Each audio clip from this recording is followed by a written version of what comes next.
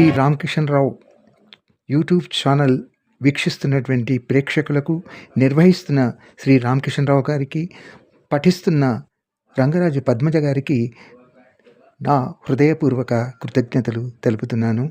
ముఖ్యంగా నా జీవితానికి సంబంధించిన జీవన స్రవంతి నవల మీరు సహృదయంతో ఆదరిస్తూ, అభిమానిస్తూ, వ్యాఖ్యానిస్తూ మీ మీ అభిప్రాయాలను తెలుపుతున్నందుకు నాకెంతో సంతోషంగా ఉంది. ముఖ్యంగా ఈ నవలలోని చీకటి కోణాలను బాహ్య ప్రపంచానికి తెలపటానికి నేను ఈ నవల ద్వారా ప్రయత్నం చేశాను. ఇందులో జీవితంలోని ఆవేదనలు, ఆనందాలే కాక సమాజం గురించి ఒక అంధుల యొక్క అభిప్రాయం ఎట్లా ఉంటుందో, వారు ఎట్లా స్పందిస్తారో, ఏమీ చేయలేనటువంటి నిస్సహాయ పరిస్థితుల్లో ఏ విధమైనటువంటి బాధలను అనుభవిస్తారో, ఇట్టి విషయాలన్నింటినీ కూడా ఈ నవల ద్వారా మీకు తెలుపుతున్నందుకు ఎంతో సంతోషంగా ఉంది. అందులో మీ ఆదరాభిమానాలే నా జీవన స్రవంతి నవల యొక్క దానికి యొక్క ప్రాధాన్యాన్ని తెలియజేస్తున్నందుకు నాకు అభిమానిస్తూ, అందరికీ కృతజ్ఞత తెలుపుకుంటూ, ఎప్పుడైనా అప్పుడప్పుడు మీతో భావాలు పంచుకుంటానని మాటిస్తూ, మీ జీవన స్రవంతి నవల రచయిత టేకులపల్లి గోపాలరెడ్డి. రమాకాంతరెడ్డి సరళమ్మలకు లేక కలిగిన మగ సంతానం వేణు. బాల్యంలో కంటిపూత రాగా నాటు వైద్యం పీరపసరు పోసుకొని కంటి చూపును పోగొట్టుకుంటాడు. దాంతో వాళ్ళ తల్లిదండ్రులు బాగా బాధపడుతూ కంటి చూపు కోసం విశ్వ ప్రయత్నం చేస్తూనే ఉంటారు. వేణు కంటి చూపు లేకపోవడం వల్ల బాల్యంలో అపురూపంగా ఆడుకునే కొన్ని రకాల ఆటలకు దూరంగానే ఉండిపోవలసి వస్తుంది. బాల్యాన్ని పూర్తి స్థాయిలో అనుభవించలేకపోతాడు. ఆ తర్వాత స్కూలు కూడా వెళ్లకుండా అతడు జీవన సర్వస్వాన్ని రేడియో ద్వారా నేర్చుకుంటూ తన కాలాన్ని వెళ్ళదీస్తుంటాడు. రేడియోలో ప్రతి పాత్రధారులతో సన్నిహితంగా మెలుగుతున్నట్టుగా గుర్తిస్తూ శారదా శ్రీనివాసన్ని తమ స్వప్న సుందరిగా భావిస్తాడు. తండ్రి రమాకాంతరెడ్డి చెప్పే పంచాయతీ పరిష్కారాల వల్ల తనకు తండ్రి అభిమాన నాయకుడిగా ఉంటాడు. వేణు వయసు పెరుగుతున్న విషయం, తన వయసు తరుగుతున్న విషయం రమాకాంత్ హృదయాన్ని ప్రతి క్షణం కలవరపెట్టేది. అందువల్లనే వేణును చివరి ప్రయత్నంగా ప్రఖ్యాతి చెందిన కంటి వైద్యశాల రాయవెల్లూరు డాక్టర్లకు చూపించాలనుకున్నాడు.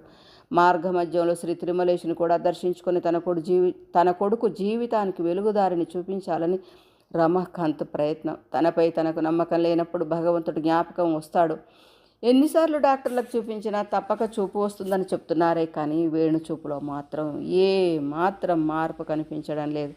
అందుకే సర్వచరాచర సృష్టికి కేంద్ర బిందువైన దేవుణ్ణి నమ్ముకుంటారు మనుషులు.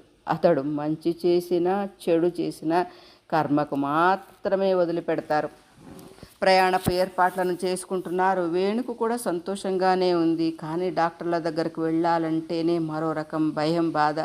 డాక్టర్లు శుభాశుభాలకు అతీతులైన వారు. వారు చెప్పే మాటలు తీపి చేదుల కలయిక, ఆశా నిరాశల సమ్మేళనం. వ్యాధి మనిషి శరీరంలోకి చప్పుడు లేకుండా ప్రవేశిస్తుంది, భయపెడుతుంది. వ్యాధిగ్రస్తులు దాన్ని గుర్తించే డాక్టర్ల దగ్గరకు ఆశగా వెళ్తారు. అప్పుడు వారి మనస్సు డోలాయమానమవుతుంది. రాబోయే కాలాన్ని నిర్ణయించే వైద్యులు రోగులకు జ్యోతిష్కులవుతారు. ఒక్కొక్కప్పుడు వారి మాటలు మనుషుల సుఖదుఖాలను నిర్ణయిస్తాయి. అందుకే డాక్టర్ల దగ్గరకు వెళ్ళినప్పుడు వేణు మనసులో రకరకాల ఊహలు చెలరేగేవి. ఈ అబ్బాయిని హాస్పిటల్లో చేర్పించండి, కంటికి ఆపరేషన్ చేయాలని డాక్టర్లు అంటారేమో. హాస్పిటల్ సంగతులు వేణుకు బాగా తెలుసు. రెండవసారి డాక్టర్ శివారెడ్డి కంటికి ఆపరేషన్ చేశారు. ఆ జ్ఞాపకాలు ఇంకా వేణు మనసులో కదులుతూనే ఉన్నాయి. అది 1963. ఒకనాడు వేణు ఎడమ కంటికి నొప్పి ఆరంభమైంది. అది కొంత పెద్దదైంది. వెంటనే డాక్టర్ శివారెడ్డికి చూపించారు. అతడు హాస్పిటల్లో చేర్పించుకున్నాడు. మందులు, ఇంజక్షన్లు ఇచ్చారు. నొప్పి కొంతవరకు తగ్గిపోయింది. అప్పుడు వేణు 10 సంవత్సరాల వాడు కావడం వలన తల్లిని మాత్రమే వేణు దగ్గర 24 గంటలు ఉండనిచ్చారు. తండ్రి రమాకాంత్ గోషామహల్ ప్రాంతం నుండి మధ్యాహ్నం 12 గంటలకు, సాయంత్రం 4 గంటలకు భోజనం తీసుకుని వచ్చేవాడు. వేణుకు అద్దె ఇంటికన్నా హాస్పిటల్లోనే స్వేచ్ఛగా సుఖంగా ఉంది. అందరూ తనలాగే ఏదో ఒక రకపు కంటి వ్యాధితో బాధపడుతున్నారు. అవయవ లోపాలు కలిగిన వారు, పైగా తనకన్నా ఎక్కువ బాధపడేవారు కూడా హాస్పిటల్లో ఉన్నారు. వారి బాధలు విన్నప్పుడు అతనికి సంతృప్తి కలిగేది. తల్లి సరళమ్మ కూడా ఇంటికన్నా హాస్పిటల్లోనే ఎక్కువ సంతోషాన్ని పొందేది. చుట్టుపక్కల వారితో చక్కగా మాట్లాడుతూ కాలక్షేపం చేసింది.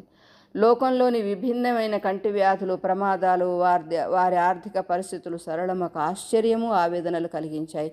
తామే కొందరికన్నా నయమనిపించింది. సరళమ్మకు హాస్పిటల్ అనుభవం రెండవసారి అయినా అప్పటికన్నా ఇప్పుడు ఆమెలో ధైర్యం, ఆత్మవిశ్వాసం, సమయస్ఫూర్తి, చొరవ బాగా అలవాడ్డాయి. వేణు కూడా మొదటిసారి కన్నా రెండవసారి చేరినప్పుడు వయసులో పెద్దవాడు, ఆలోచించే స్థితిలో ఉన్నవాడు. సరళమ్మకు లోకజ్ఞానం ఏర్పడిన కొద్దీ అమాయకంగా ఏడవడం కన్నా బాబు మనసును ఆనందపరచడం మిన్న అనిపించింది. ప్రపంచంలో తానొక్కరితిని దురదృష్టవంతురాలనని బాధపడిన సరళమ్మ హాస్పిటల్ స్థితిగతులను, వ్యక్తుల బాధలను తెలుసుకున్న కొద్దీ బాధితులు లోకమంతా ఉన్నారని గ్రహించింది. ఇంకెవరైనా వేణు గురించి సానుభూతిగా మాట్లాడినా, కర్మల గురించి పలికినా ఇదివరకు వలె ఊరుకుండేది కాదు. తనలాగా ఎందరెందరో దురదృష్టవంతులు ఉన్నారని, ఒక్కొక్కరికి ఒక్కో రకమైన సంఘటనలతో కంటి చూపు దెబ్బతిన్నదని, వాటిని గురించి సరళమ్మే ముందుగా చెప్పి ఇతరుల నోళ్లను మోయించేది. అది వేణుకు చాలా సంతోషంగా ఉండేది. సానుభూతి వాక్యాల వెనుక ఎన్నెన్ని వక్రపు ఆలోచనలు ఉంటాయో, ఎత్తిపొడుపులుంటాయో అతని చెవులు విని విని బిగుసుకుపోయాయి. కొందరి మనస్సులలో సరళమ్మ గర్వానికి తగిన శిక్ష విధించాడని అనుకుంటే, మరికొందరు తమ కట్టి దురదృష్టం రాలేనందుకు ఆనందాన్ని ప్రకటించేవారు. కొందరు తాము పూర్వజనలో గొప్ప పుణ్యం చేయడం వల్లనే ఈ జన్మలో ఎటువంటి కష్టాలు రాలేదని, ఇతరులు పాపకార్యాలు చేయడం వల్లనే ఇటువంటి దురదృష్టాల పాలవుతున్నారని వేదాంతపు మాటలు చెప్పేవారు. ఆ మాటలను ఎన్నోసార్లు వేణు విన్నాడు. తనలో తాను కోపం తెచ్చుకున్నాడు, మనసులో చర్చించుకున్నాడు, వారిని అసహించుకున్నాడు. నాటి నుండి సానుభూతి వాక్యాలంటేనే వేణుకు బాధ, అది వింటేనే చిరాకు. సానుభూతి చెప్పడం అంటే వేణు దృష్టిలో చేతకానితనం. నిజమైనది నిస్సహాయులకు కొద్దిపాటిదైనా చేతులతో చూపాలి. అయ్యో పాపమని దూరంగా ఉండేవారి కన్నా తమ చేతులను అందించి దారి చూపిన వారే వేణు దృష్టిలో చాలా గొప్పవారు. ఒట్టి మాటలు కట్టిపెట్టి గట్టి మేలు తల పెట్టబోయి అన్న గురజాడ మాటలు వేణుకు బాగా నచ్చాయి. అట్టి వారి కోసం వేణు మనస్సు ఆహ్వానం పలుకుతుంది, హర్షిస్తుంది. ఆపరేషన్ అంటే వేణుకు భయం వేసింది, కానీ తప్పించుకోలేడు కదా. ముఖంపై గుడ్డ కప్పుతారని, క్లోరోఫామ్ నోటి ద్వారా పంపి స్పృహ తప్పిస్తారని పక్కవారు చెప్తుంటే మనసు విలవిలలాడింది. కానీ చీకటి జీవితానికి అంతం లభిస్తుందంటే ఎంతటి కష్టాలనైనా భరించడానికి సిద్ధంగా ఉన్నాడు వేణు. పైగా తన కంటిలో వెలుగురేఖలు ఉదయిస్తా అన్న చిరు ఆశలు మానసికంగా ధైర్యాన్ని చెప్పాయి. ఆపరేషన్ వల్ల తనకు చూపు వస్తే మొదట ఎవరిని చూడాలి? తన ఊహాసుందరి శారదన? తన కళ్ళ కుశోదయంలో ఆమె సొగసులు గోచరిస్తాయి. అట్లా కాదు, తనకు జన్మ ఇచ్చి జోలపాడి నిద్రపుచ్చిన తల్లిని, అంధకారంలో కూడా విసుగు విరామం లేక తనకు సేవలు చేస్తున్న కరుణామయి సరళమ్మను చూడాలి. ఆ వెలుగులో ఆమె రూపం నా కళ్ళకు 1000 వసంతాల పచ్చదనాన్ని తీసుకురావాలి. అట్లా కాదు, కనుచూపు కరువైన నాటి నుండి నిరంతరం తన కోసమే లోలోన పరితపిస్తూ పేరు పొందిన డాక్టర్ల చుట్టూ ప్రదక్షిణలు చేస్తూ కనిపించే దైవంగా ఇస్తున్న తండ్రిని తొలిసారి చూడాలి. ఆ నిర్మలమైన ముఖాన్ని దర్శించి ధన్యత చెందాలి. లేదా అందరినీ ఒకేసారి చూడాలి. తన కోరికలు నెరవేరినా నెరవేరకున్నా భవిష్యత్తును కలలమయం చేసుకోవడం, ఆనందించటం గొప్ప అలవాటుగా మారింది వేణుకు. తన బాధను క్షణకాలమైనా మర్చిపోవడానికి కలలు కనడం ఒక మార్గంగా ఎంచుకున్నాడు. భావి జీవితం శూన్యమైతే బ్రతుకు భారమవుతుందని అతనికి తెలుసు. జీవన గమనానికి భవిష్యత్తు ఒక ముఖ్య ఆధారం. మృత్యువు ఖాయమని తెలిసిన వైద్యుల చుట్టూ తిరుగుతూ వ్యయ ప్రయాసలు కోర్చుకుంటారు వ్యాధిగ్రస్తులు. అట్లే వేణు కూడా జారిపోతున్న భవిష్యత్తు జీవితాన్ని కలలని తాళ్లతో బలంగా బిగిస్తుంటాడు. మరికొంతకాలం ముందుకు నడుస్తాడు. ఒకనాడు ఆపరేషన్ థియేటర్కు వేణును తీసుకుపోయారు డాక్టర్లు. మంచంపై పడుకోబెట్టారు. అతనికి చూపు లేదు కనుక మనిషిని మింగినట్లుండే పరికరాలు అతన్ని భయపెట్టలేకపోయాయి. ముఖంపై బటన్ కప్పారు. చటుక్కున ఉరి తీసే సమయంలో కూడా ముఖంపై నల్లని గుడ్డను కప్పుతారనే విషయం గుర్తుకొచ్చింది. గుండెలో సూదితో గుచ్చినట్లయింది. అమ్మ నాన్నలు కూడా గది వెలుపల ఉన్నారు. అప్పుడు తాను ఒంటరివాడనుకున్నాడు.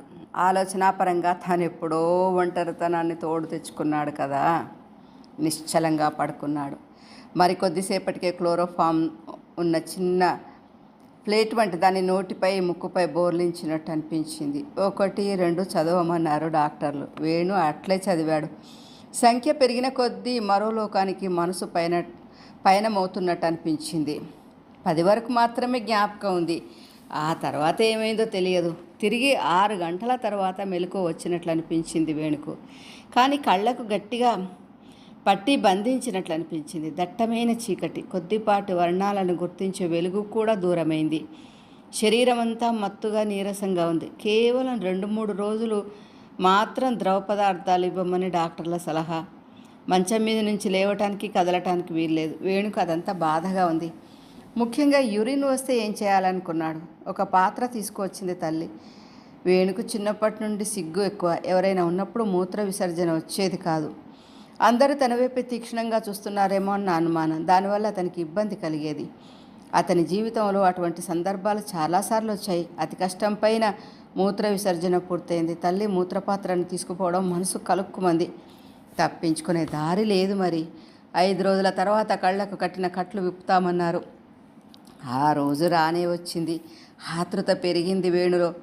రంగుల లోకం ఎట్లా ఉంటుందోననుకున్నాడు. కట్లు మెల్లగా విప్పుతున్నారు డాక్టర్లు. కనులు మెల్లగా తెరవమన్నారు. వేణు ఆశగా కళ్ళను విప్పాడు. ఏదో అద్భుతం జరుగుతుందనుకున్నాడు. కానీ తెరిచిన కొద్దీ ఏ మార్పు జరగలేదు. ఎప్పటిలాగే మామూలు కంటి చూపే. ఏ ఆకారాలు స్పష్టంగా కనిపించలేదు. వర్ణాలను గుర్తించే చూపు తప్ప మరే విశేషము లభించలేదు. తల్లిదండ్రులు మెల్లగా మృదువుగా ఎట్లుంది బాబు అని అడిగారు. మామూలుగానే ఉందన్నాడు. తండ్రి డాక్టర్లను అడిగాడు. మందుల వలన నయం కావచ్చన్నారు వారు. రమాకాంత్ నిట్టూర్చాడు. ఇంటికి తిరిగి వచ్చాడు. ఈ కారణాల వల్లనే వేణుకు చూపు వస్తుందన్న ఆశ సన్నగిల్లింది. దాన్ని దూరం చేసుకోవడానికి ఊహా ప్రేయసి చుట్టూ స్వప్న సౌధాలను నిర్మించుకున్నాడు. ఆ భ్రమలలోనే బ్రతుకుతున్నాడు. ఆపరేషన్కు ముందు తన కన్న కలలన్నీ కట్లు విప్పేసరికి కరిగిపోయాయి. ఇటువంటివి వేణు జీవితంలో తరచుగా జరిగేవి. ఒకటి విజయవంతం కానప్పుడు మరొకసారి ప్రయత్నిద్దామని డాక్టర్లు చెప్పడం, దానికోసం మళ్ళీ ఊహా సౌధాలు వేణు మనసు చుట్టూ ఏర్పడడం వేణుకు అలవాటుగా మారిపోయింది. అట్లా ఆరిపోతున్న ఆశా దీపాలను ఎప్పటికప్పుడు సరికొత్త అవకాశాలని చమురు పోస్తూ వెలిగించుకునేవాడు. 1965లో తిరుమల, రాయవెల్లూరు యాత్రకు బయలుదేరారు. అయితే ఇక్కడ కూడా మనిషికి ఆశలు కల్పించి భవిష్యత్తుపై నమ్మకం కలిగించడమే. మానవుడు ఆశాజీవి. తన యత్నం ఒకటి ఫలించినప్పుడు మరో ప్రయత్నానికి పూనుకుంటాడు. అందువల్లనే గ్రహాంతరాల రహస్యాలను శోధిస్తున్నాడు. సాగర గర్భపు లోతుల్ని పరిశీలిస్తున్నాడు. మానవుని పట్టుదలే ప్రగతికి మూలాధారం. అలాగే హైదరాబాద్ డాక్టర్లపై నమ్మకం సడలిపోయినప్పుడు అంతకన్నా పెద్ద హాస్పిటల్లో డాక్టర్లకు వేణును చూపించాలనుకున్నాడు తండ్రి రమాకాంత్. ఆ రోజుల్లో తమిళనాడులో ఉత్తరాఖండ్ జిల్లాలోని రాయవెల్లూరులో అమెరికా మిషన్ హాస్పిటల్ ప్రఖ్యాతి చెందింది. అందులో ప్రపంచంలో పేరు మోసిన వైద్య నిపుణులు, ఆధునిక పరికరాలు ఉంటాయన్న రమాకాంత్ తెలుసుకున్నాడు. తన భార్య సరళమ్మ, కొడుకు వేణుతో పాటు 2 మిత్రులతో కూడి మొదట తిరుమలకు బయలుదేరారు. ఆ తిరుమల మందిరము పరమ మోక్షదాయిని అని చాలామంది నమ్ముతుంటారు. తండోపతండాలుగా జనం తరలి వస్తారు. గోవింద నామస్మరణంతో ఆ మందిరం మారుమోగుతుంది. వారి నమ్మకాలలో ఎన్ని ఫలిస్తాయో మరెన్ని విఫలమవుతాయో తెలియదు. కానీ ఆ స్వామిని దర్శించడానికి, ముడుపులు చెల్లించడానికి తిరుమలకు వచ్చే భక్తుల సంఖ్య రోజురోజుకు అధికమవుతుంది. అక్కయ్యలు ప్రతిరోజు వేణుకు తిరుమలకు వెళ్ళి వెంకటేశ్వరుని దర్శించినప్పుడు శ్రద్ధాభక్తులతో నా కంటి చూపు బాగు చేయమని కోరుకో, తప్పక కరుణామయుడు నీకు వెలుగునిస్తాడు అని చెప్పేవారు. వారి ఉపదేశాలు వేణు మనసుపై బాగా పనిచేశాయి. ఆనాడు నిండు మనసు అను సినిమాలోని పాట ఆపద మొక్కులవాడా ఓ శ్రీనివాస అన్న పాట ఆకట్టుకున్నది. దాన్ని ప్రతిరోజు పూజా సమయంలో పాడుకునేవాడు. మానవ ప్రయత్నాలు విఫలమైనప్పుడు దేవుడనే విశ్వాసం బలంగా మనసును నాటుకుపోతాయి. డాక్టర్ల ప్రయత్నాలలో ప్రయోజనం లేదు గనుక అతని మనసు దేవుని వైపు మొగ్గు చూపింది.